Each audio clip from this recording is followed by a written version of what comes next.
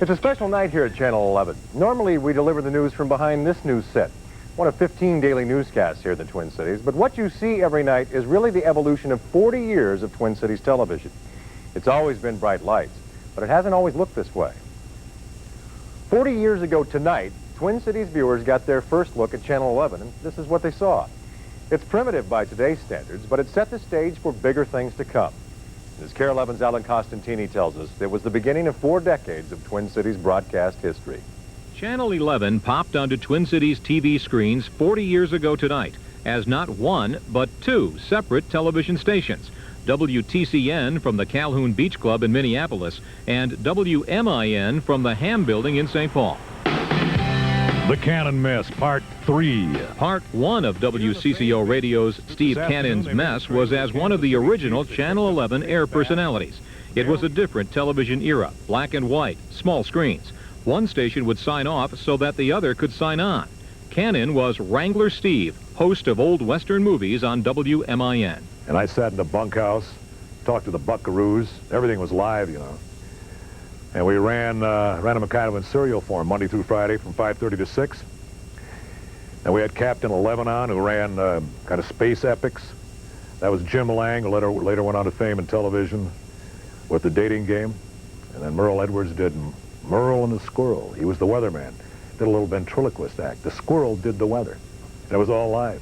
And we were beating the other stations that were running news and weather and sports at that time.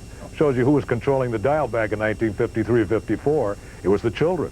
Those children tuned in by the thousands to the most popular kids show in Twin Cities history. All rounders, if you want to hear a story about a brave engineer, okay, Jones. Roger Awesome's Casey Jones was on track for more than a decade. He was television to Minnesota kids. Both stations were ABC network affiliates in 1953.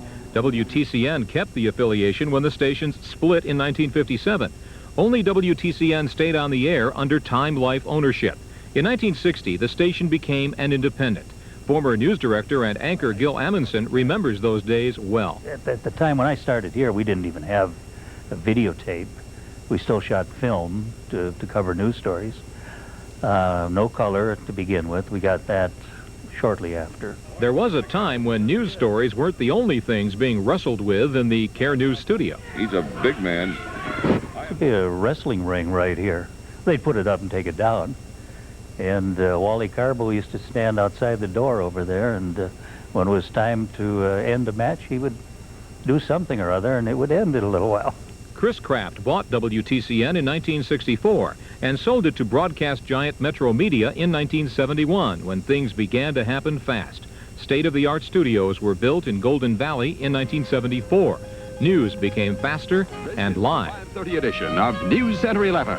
Here's what's happening tonight at 5:30. A fire, as you can see over my shoulder, is raging at this hour. WTCN returned to the network affiliate fold in 1979, this time with NBC.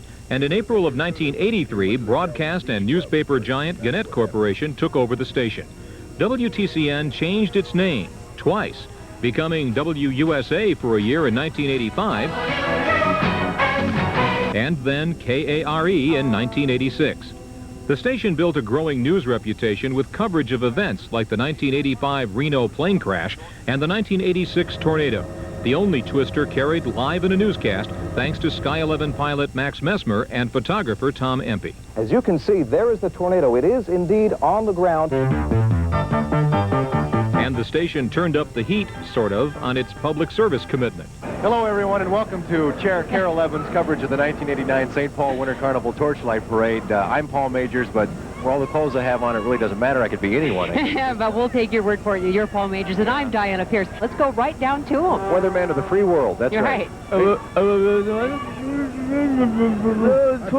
Its 40th birthday finds KARE with the highest ratings in the station's history. But KARE's management insists that Channel 11, which has seen so much change in 40 years, is determined to focus on the Twin Cities. In my view, for a local television station to be successful in about 10 years, we're going to have to specialize in something. In this station's case, We're going to be the local news station, the local programming station, the community affairs station. That's the direction that we're headed. There is a continuity of entertainment, public service, and most of all people that continues through 4 decades. That tradition affectionately links present employees and viewers to those of the early years, and always will. Alan Costantini, KARE-11 News. Yeah, it's traveling music right down Highway 55. As you pass by Channel 11 there, that guy in the navy blue suit and that awful bow tie, that's Paul Majors hitchhiking. Don't give him a ride. He's dangerous.